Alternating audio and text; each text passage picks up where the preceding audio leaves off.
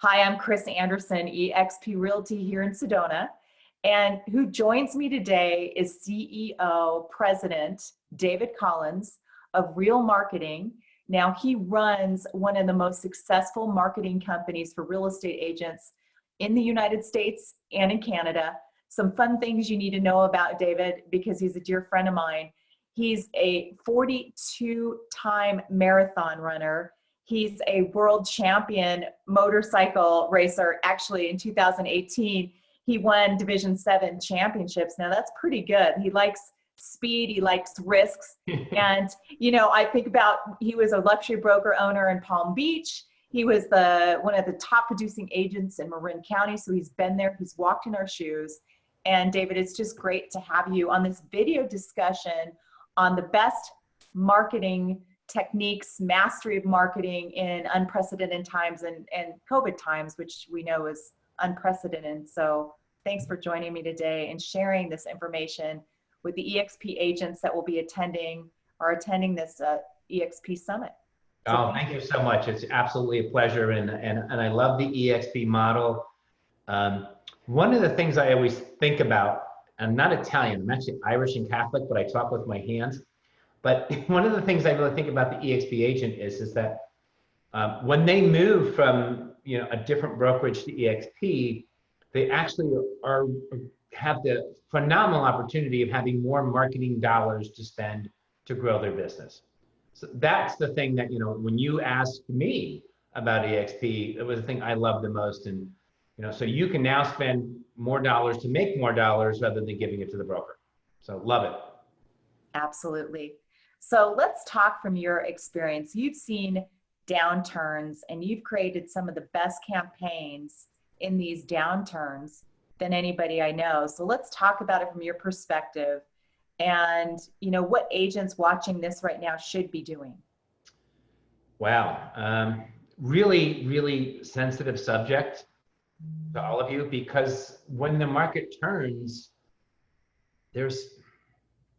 so you referenced my motorcycle racing.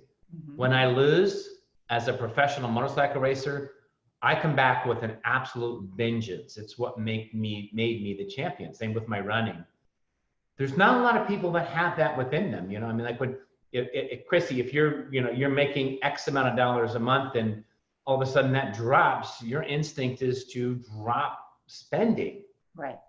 And it's absolute pure instinct, and it's real, and I really get it.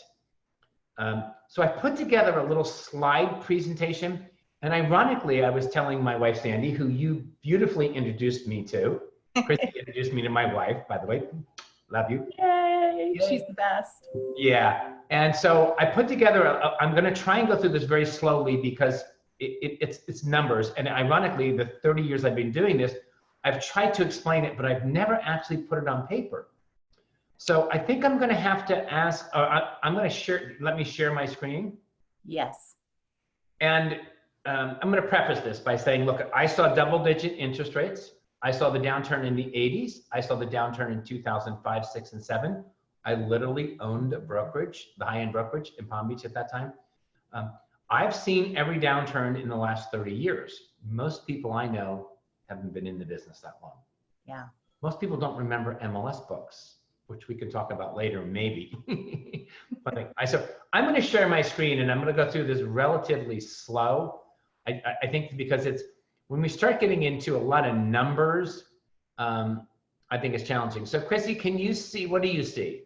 I see David Collins, President of Real Marketing. Okay, do you see the bar on the left? Yep.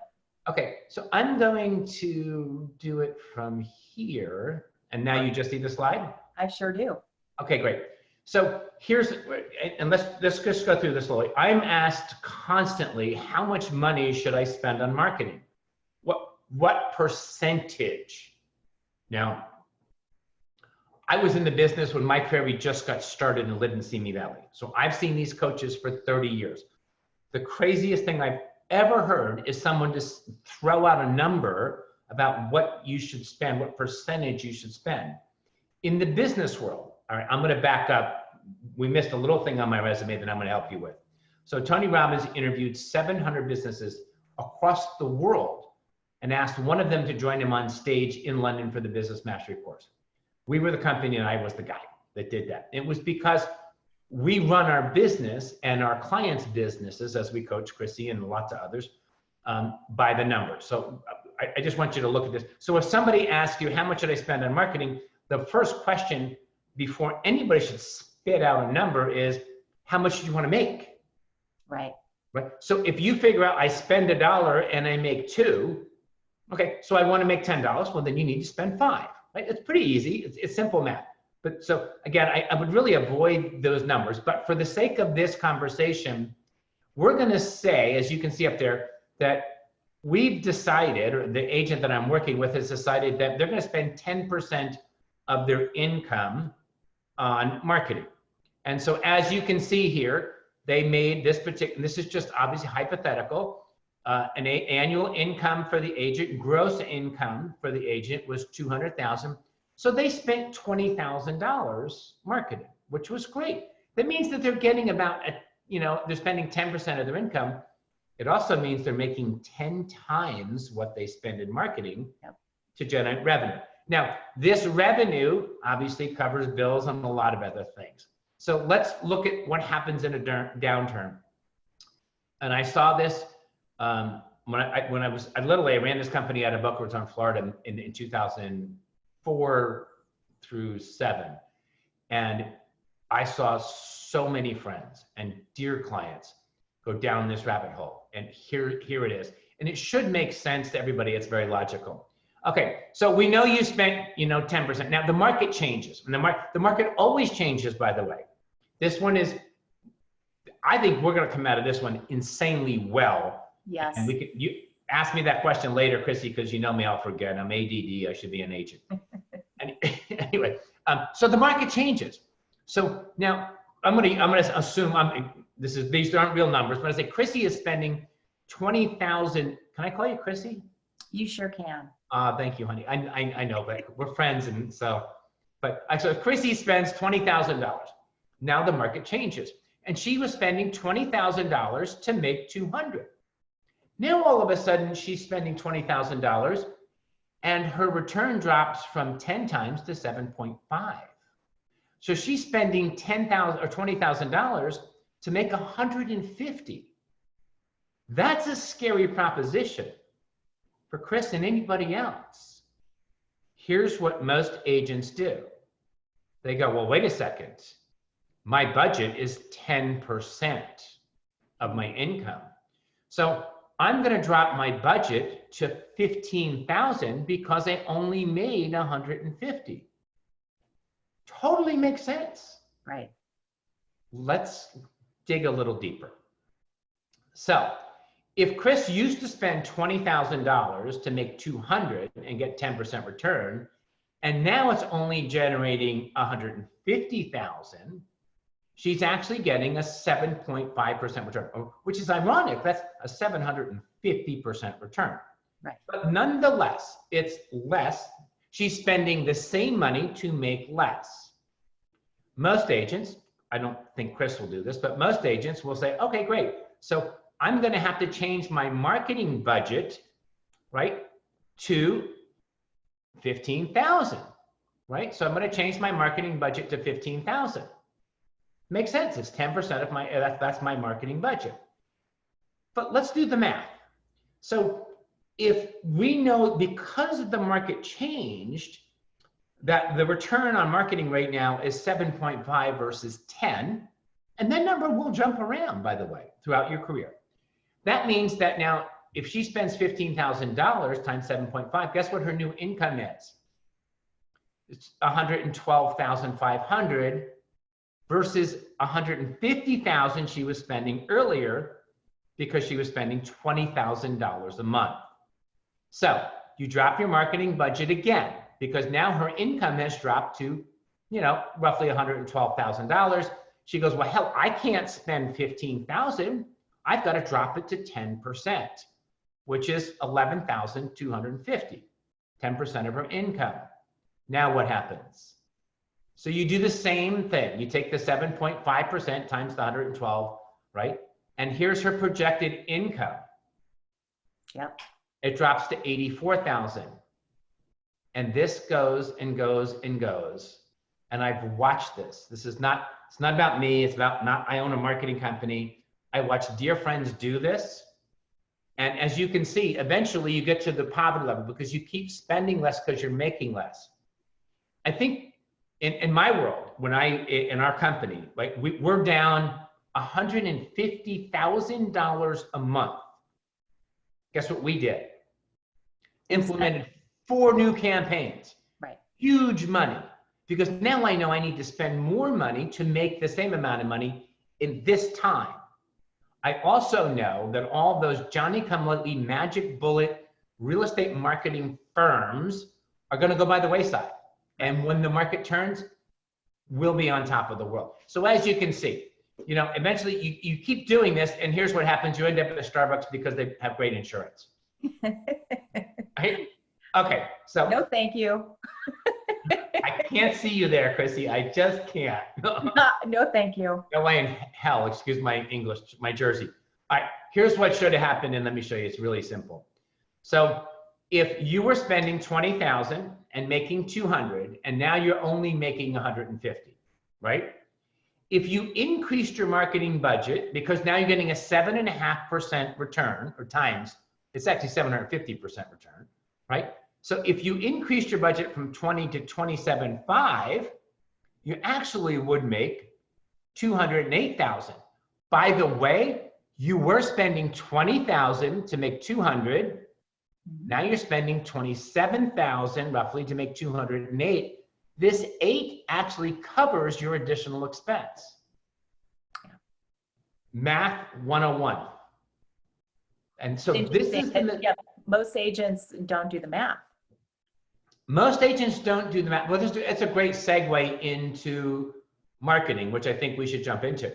And that most agents don't ever do the math on anything marketing. So we're an emotional group. I mean, we sell homes. We love dealing with people, and there's huge emotion there. And I remember when I was an agent, man, there was nothing more satisfying to me than to find that ideal home for the client. I mean, or to sell a home at list price or more. I mean, God, I was a hero. I love that feeling. But in this case, we can't get emotional. You have to be number driven, or you end up here. Right. And it's sad, and it's not, again, I'll be fine. Like I said, we're down 100 and whatever, so we're down 20%, which, by the way, is what the market is down. So mortgages are down 19% year over year. Here's what most people don't know. They're up 16% over last week. That's right. So the market's turning. So many agents are going, wait a second, I'm going to wait until August or July or September, and then I'll start marketing. Simple question to all of our audience. How many times have you been in a listing presentation and you walked in and the homeowner said, you know what, last night we decided to sell and we called you last night? No, it's a conversation that goes on between Chris and Scotty or David and Sandy for months, 2-3 months. And we do research, we go online. That's why your online presence is critical. And then we call the agent. So it's a process. So those agents that wait until the market turns, they're so far behind the game and behind the 8 ball, it's not funny.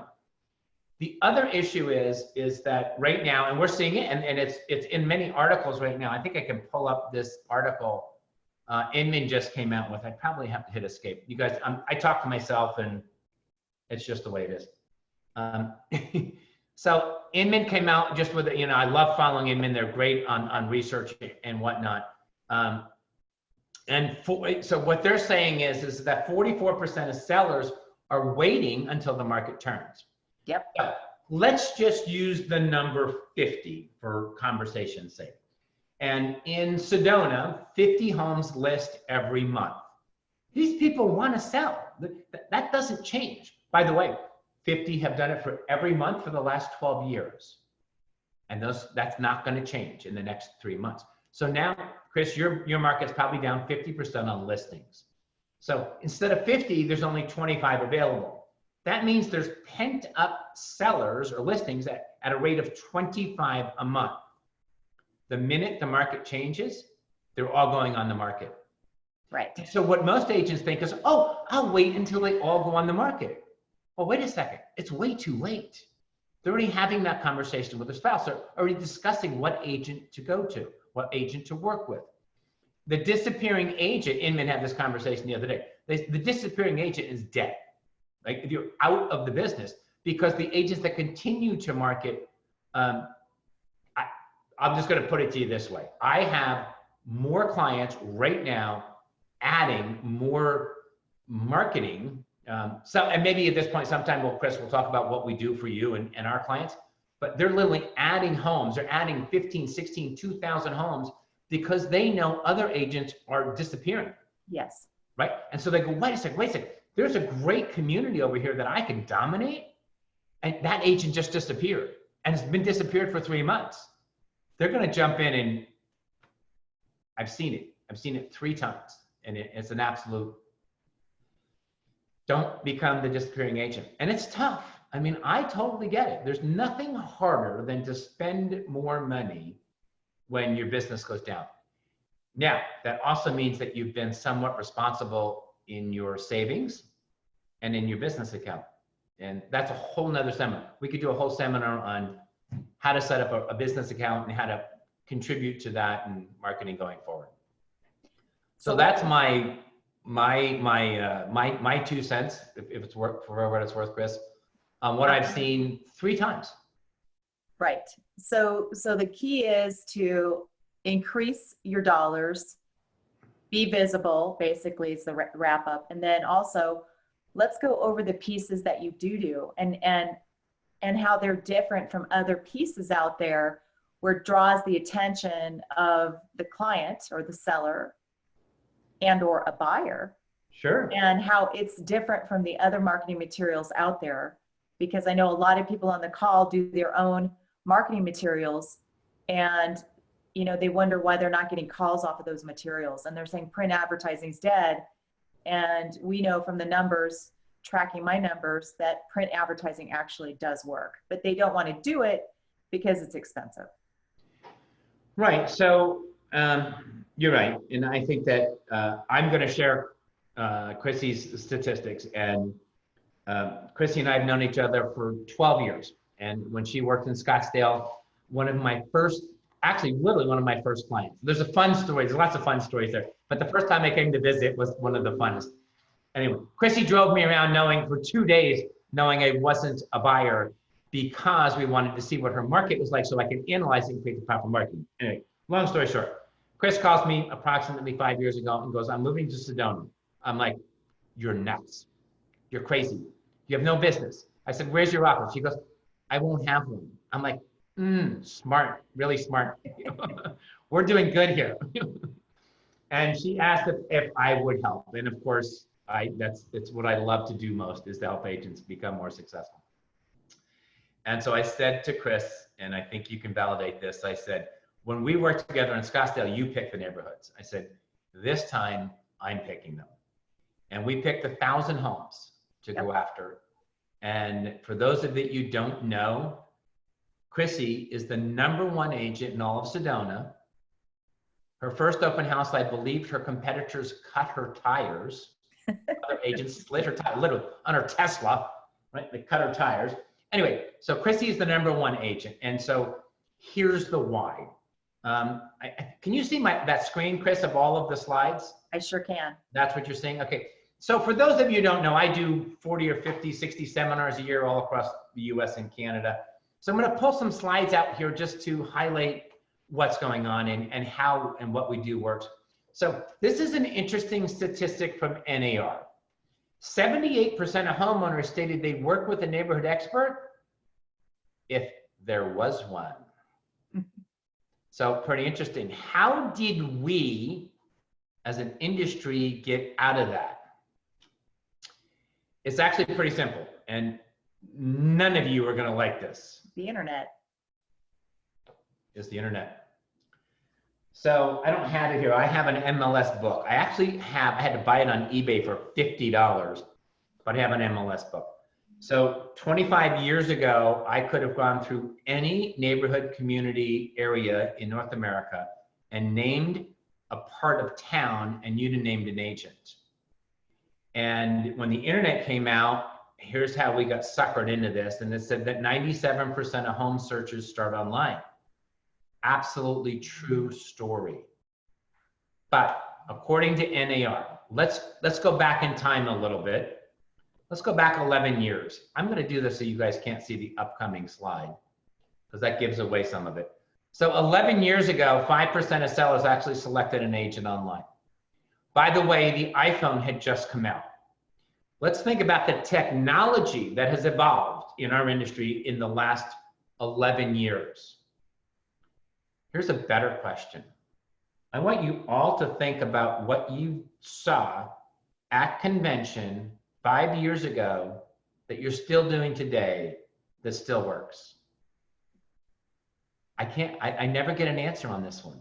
Right. We've been doing the program that we work for Chris for 23 years. But anyway, so 11%. So I just want you to, obviously we can't communicate right here, but I want you to think in the next 11 years, in year, 2019, how far has this number gone? Think of all the social media, Facebook, how far? And these are not my statistics, these are NAR.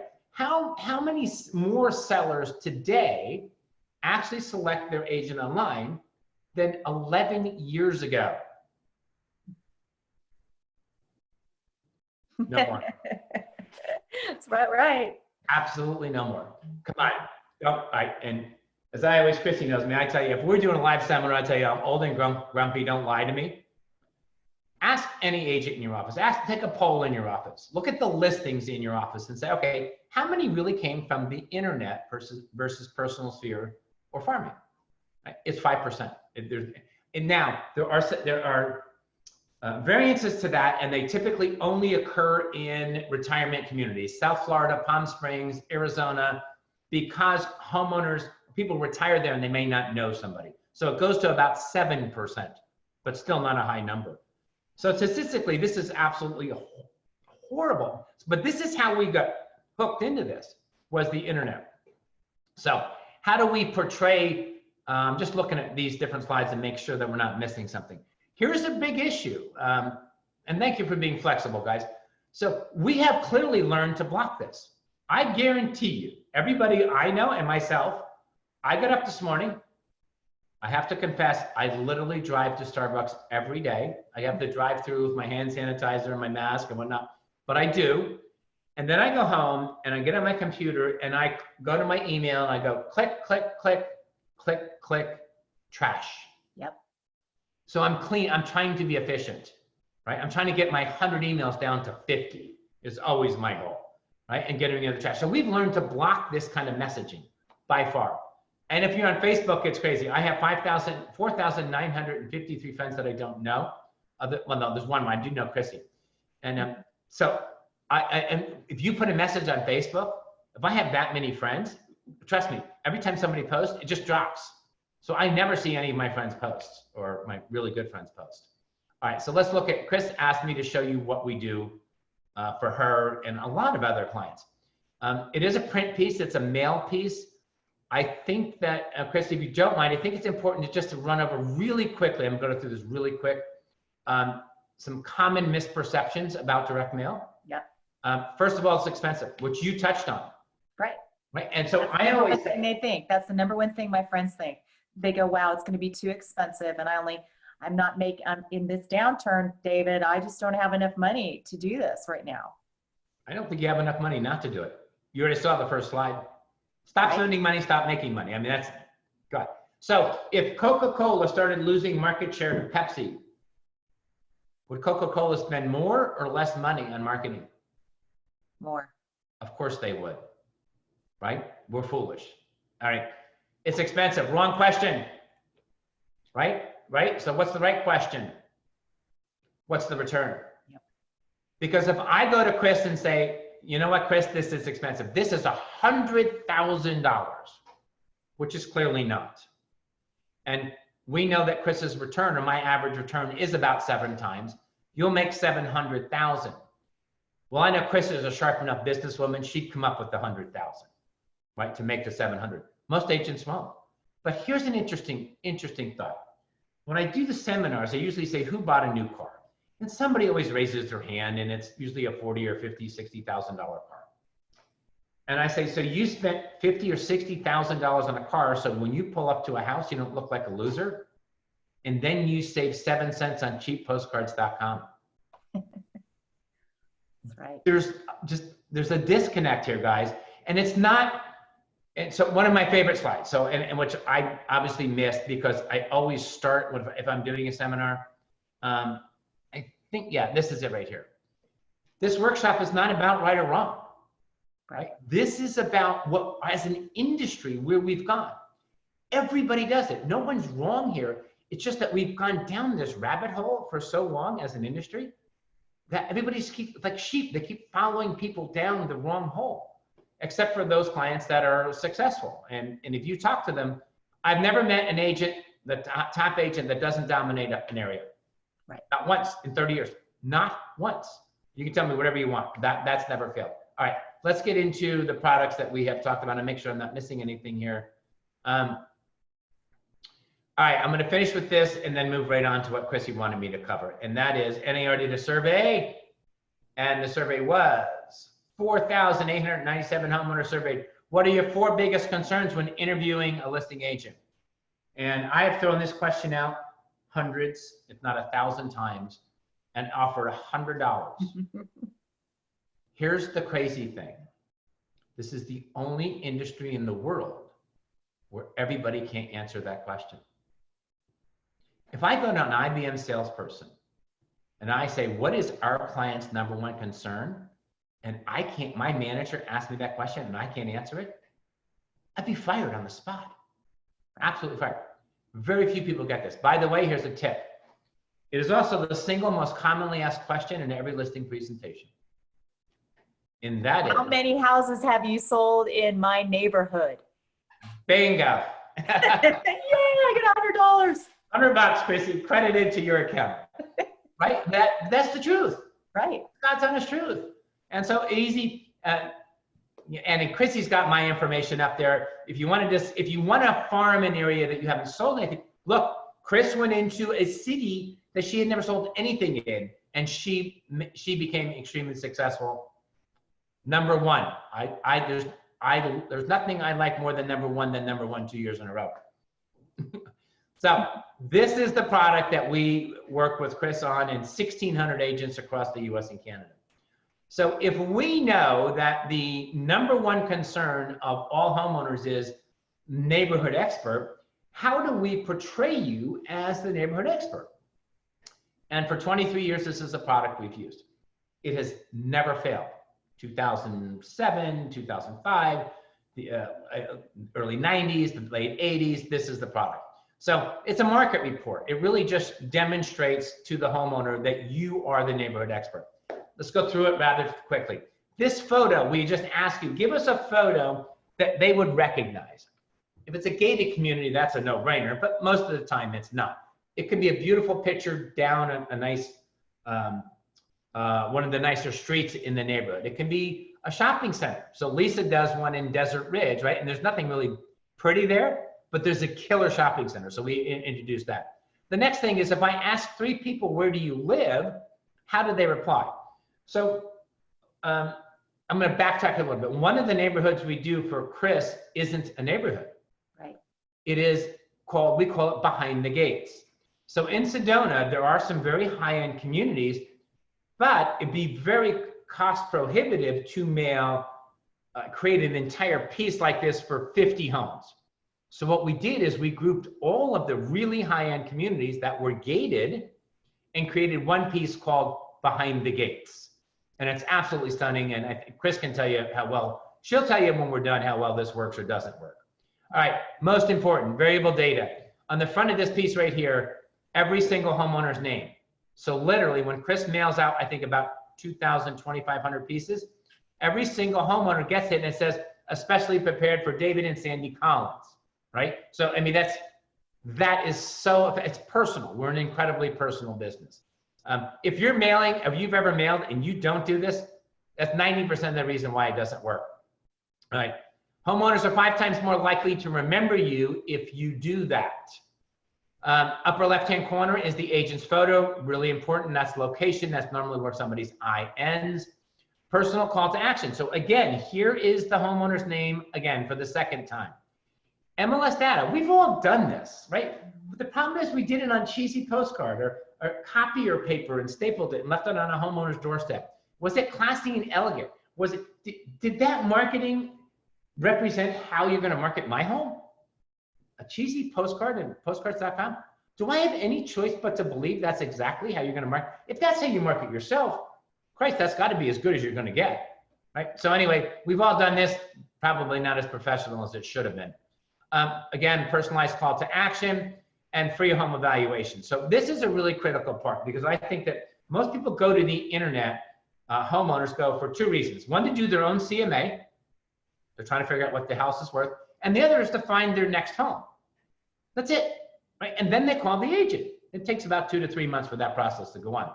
So if I send this piece out every month for Chris, and I go to Sandy, I say, who's this Chrissy gal that keeps sending us that beautiful piece? And I go to her website and it says she sells all Arizona, there's a disconnect. So we literally create a website on every single community. So when I go to that website, number 1 concern, is she my neighborhood expert? I get a piece that's clearly gorgeous, classy, represents the kind of marketing I want done on my home. And then I go to her website and it's all about my community. I'm validating that she is indeed the neighborhood expert. And of course, we create a website around that as well. So one of the things I always tell all of my clients is that website is not SEO. Don't call me and tell me you're not getting like 1,000 hits on it. You're not supposed to. It's only supposed to be validation when the homeowner goes to there that you are the neighborhood expert.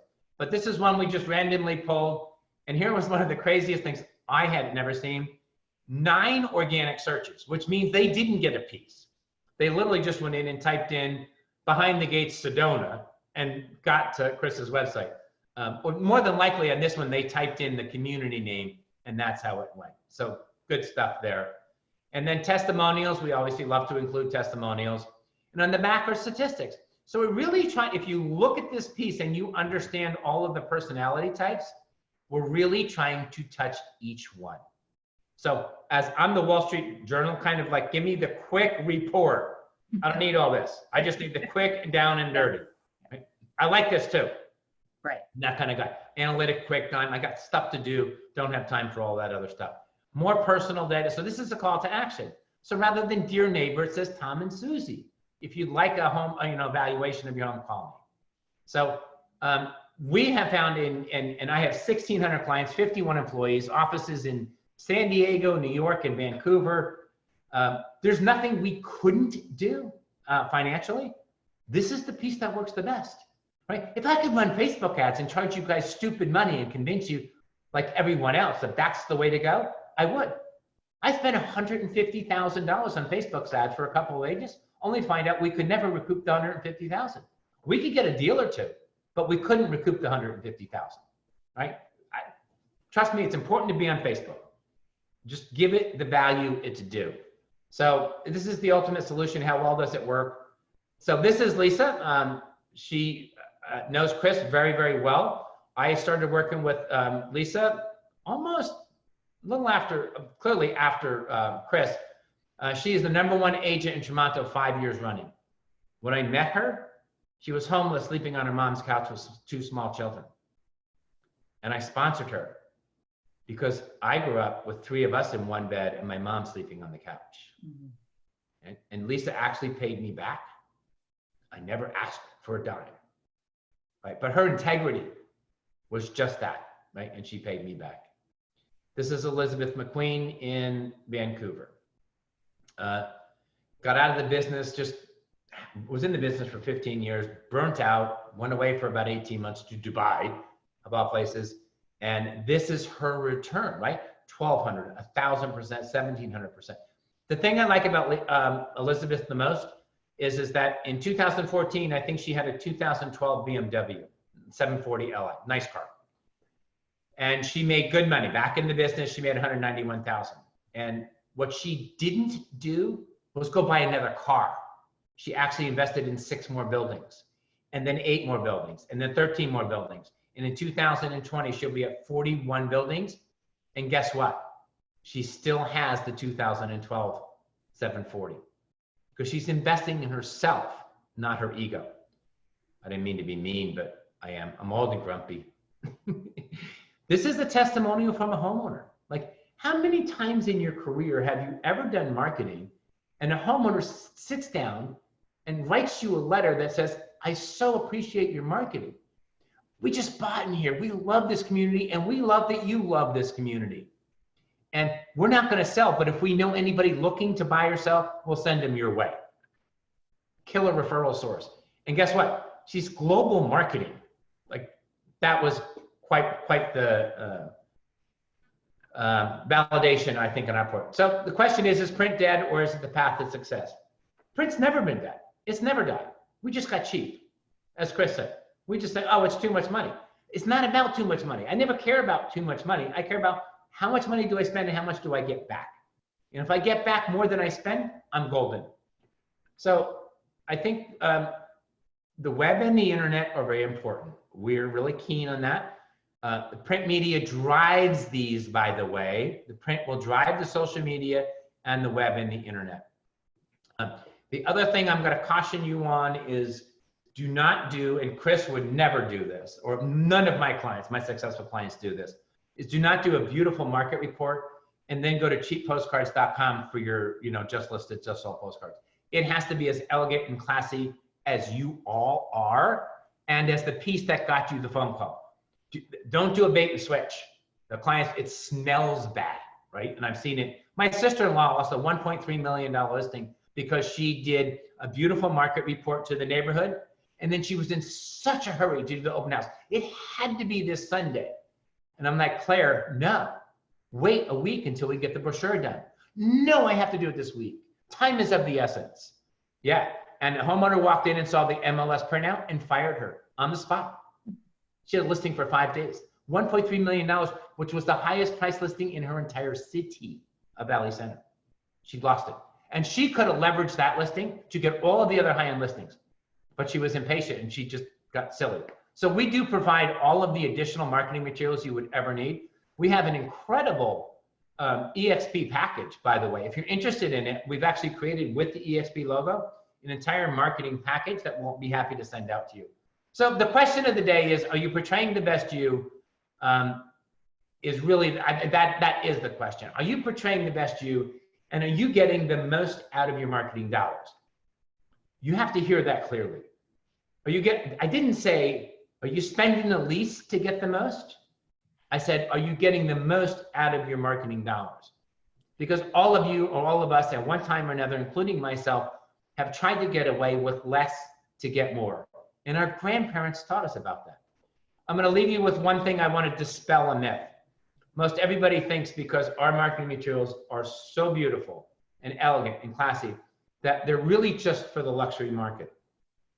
The truth of the matter is, you start playing with Chris in the luxury market, you're in for a ride, because the money and the time and the effort that she spends in marketing her properties and her professionalism, you had better step up to the game, and you are just going to be on par. So if I was going to Sedona, I would be looking at the price points just below Chris because she's not marketing there. And those price points, everybody's going to go. So here in our market, by the way, luxury starts at $1.2 million. As you can see on this slide right here, this is where all the sales are, guys, by the way, the 7, 8, 900,000. In Wisconsin, this is 2, 3, 400,000, right? In Vancouver, this starts at 2.5 million, by the way. But the bottom line is, the easiest markets you can possibly take down are the ones just below luxury. We crush it in luxury. And Chris knows we have literally created the luxury brand for most of the major brands in this country. I'm not going to name names because they're not EXP, but we actually have created one for EXP. I don't know if they've seen it or not, but we've created it. Last, I'm going to finish on just, I don't want to, you guys got other things to do. When you work with us, as we did with Chris, she went to Sedona, I pulled all of the sales. We looked at the areas and we said, look, here's a great area that no other agent is dominating. Don't get your ego out of the way, right? Let's look at an area, let's make sure there's enough sales, and let's target it, because we only work with one agent per neighborhood, right? So nobody can ever touch Chris in her neighborhoods. And she has first right of refusal, I think, on the rest of Sedona. Yeah, that's true. So in closing, I'm never not here to sell you. If what I said makes sense and you want to have a conversation, that's my wife's number, Sandy. I'm ADD, so she controls my schedule. So if you call her, she'll set up a time for us to talk about it. And it's just a conversation. Either you get it or you don't. And either it makes sense or it doesn't. And either you're willing to bet on yourself or you're not, right? Or you're going to sit around and wait for the phone to ring, or Aunt Susie to call you and say, come list my condo. But if you want to grow your business to a level that Chris has, Greg Newman, or almost 1,600 clients. So Chris, I'm going to leave it at that and let you, because I know Chrissy's partner is Scott. I call him Scotty and Chrissy. But I can't tell you how many times I've talked to Scotty and he goes, yeah, we're going to a listing presentation. And they called off of the Market Snapshot. And we'll go into their houses and there'll be this stack of Market Snapshots. And I heard from one of my peers from a different company that the broker owner pulled one of those because I guess it was getting mailed to him, and he's like, look what Chris Anderson's doing and look where her numbers are. So they're picking up the piece, our competitors, and bringing it in their office meetings. So we know it's working. It's working. You got to recruit those to EXP. I can do a recruiting piece for you to them. Right? Yeah. Exactly. Yeah, he's selling for you. And that's not unusual, Chris. As you know, Chrissy and I have been friends for 12 years, and we've been to many conventions together, and she's met many of my clients. And it's a common theme. Like, people will get a call and go, hey, I got your market report. Tell me what you can do. How can you help me get my house sold? Absolutely. And that's the way, you know what's crazy, Chris? When I got into the business, I thought that's how it was going to be. That all my friends would just call me and say, come list my house. And it didn't quite work out that way. No, you really have to earn it. You've really got to earn the listing. And this goes to the point of the Market Snapshot punts up the agent, but take the Elizabeth McQueen example, or the Greg Newmans, or some of the other great clients, or Lisa, and they've got to show up and they've got to portray what that piece of paper is as well. They've got to have the product knowledge. They'll have the materials. They'll dress the part. They walk their talk. That's a common thing as well. But they've got to back it up if they show up for that listing appointment. You're absolutely right, Chris. And I don't want to take too much credit for any of my clients' success. My job is to get the phone to ring. Yep. Once that phone rings, it's all you. And I know, I could bet on you. I don't think I would ever not bet. I'd be foolish not to bet on you. But again, dress the part, as you said. Have a prepared listing presentation already done. Don't be scrambling at the last minute. And if you don't have one, we can create one for you. We have an incredible, beautiful bound book listing presentation. That's $29, like penny wise and pound foolish. Have some nice marketing materials, examples of property brochures and postcards that you're going to do. Homeowners think that marketing is going to help sell that house. Know your neighborhood. Great tip. Go to Wikipedia. Because let's say you get a listing call in a neighborhood you know nothing about, go to Wikipedia. I did this for an agent in Denver, and it was the craziest thing, because you're living in Denver. And we looked at this neighborhood, and we're trying to find something unique because she had never sold anything there. And there's a bridge in this middle of this neighborhood. Nobody knows why the freaking bridge is there, right? It's just a bridge. And we actually, in Wikipedia, it told us the history of the bridge. Right. So she went into the listing appointment, and the homeowner says, have you ever sold anything in this neighborhood? And she went, so here's how we coached them. She went, no. But Susie, who runs that A-rated elementary school across the street over there, she is brilliant. And she's going to keep that school on par. Did you know that the bridge was built in 1857 by George Washington? Right? She had some 2 or 3 really good statistical facts about the neighborhood. So my passion is psychology and sales. So when someone asks, Chris, have you ever sold anything in this neighborhood? What's the real question? Can you sell this neighborhood? Which means you need to know it. So you need to have really good, keen, strong selling points about the neighborhood. I contend two things. And one is that people don't buy homes. They find neighborhoods and then select homes, right? When we take a buyer out, they say, oh, I want to be here or here. And then you all find them a home. Know your neighborhoods well.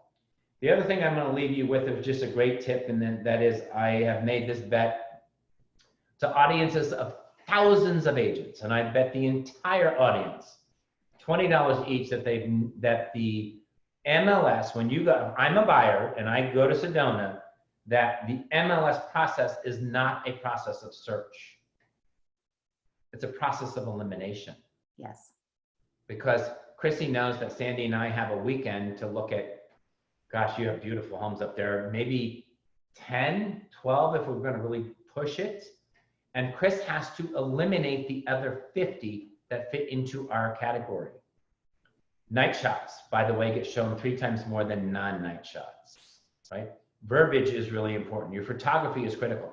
Tell me any one of you isn't looking at a second home or another home or going on MLS, and the first thing we do is we go, photo. Sandy and I do it all the time, right? Because we actually talked about moving up with Chrissy and Scotty, right? Like, photo, no, photo, no, photo, no.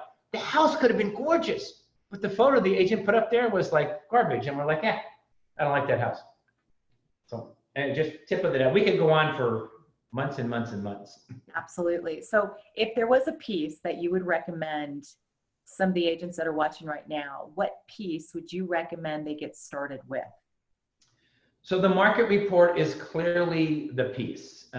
We have 27 different pieces in our catalog that you're free to use as you wish. And the other 26 really back up the market report.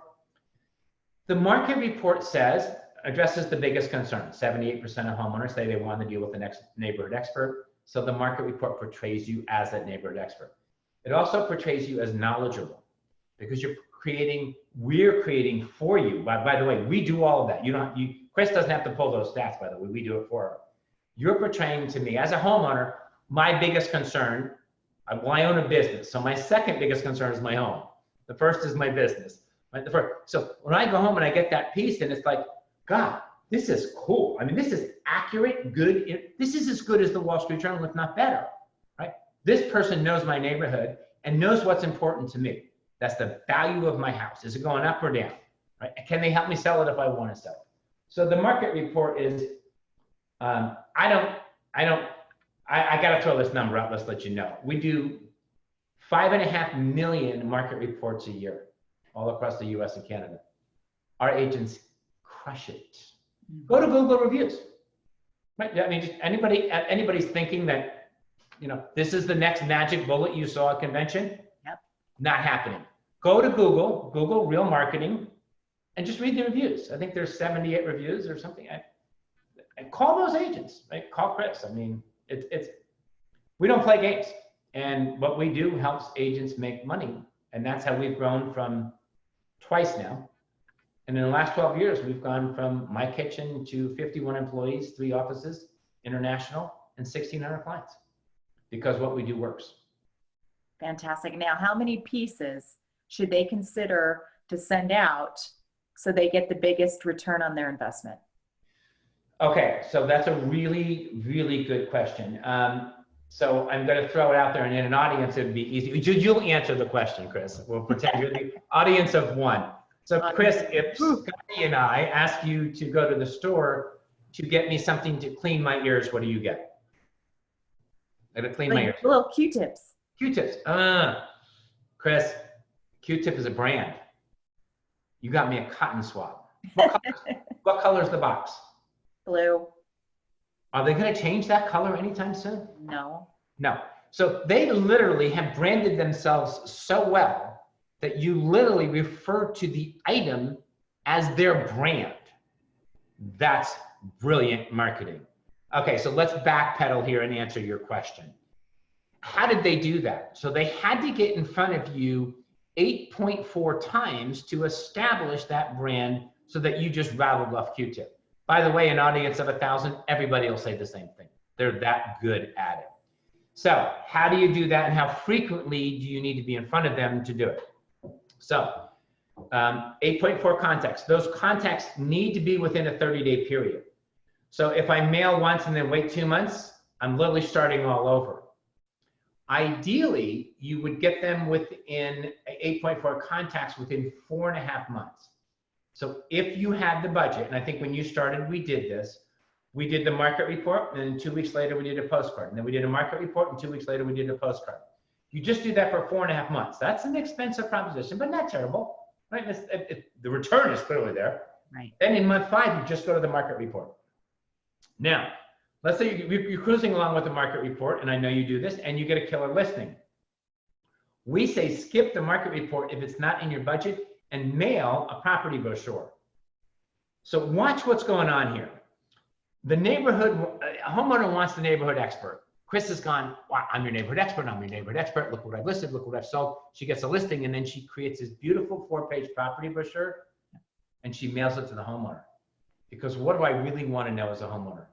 And that is, what's in it for me, right? I know she knows my neighborhood. I know she does a great job. My perception is, I hope she'll do a great job marketing my home. And she's just killed that whole perception process by directly mailing a property brochure. And so few of you do that. It is the easiest way to crush a market, right? I have clients that literally have so many listings in a neighborhood that they do quarterly market reports and just do the property brochures in between. So that, I would start with a market report.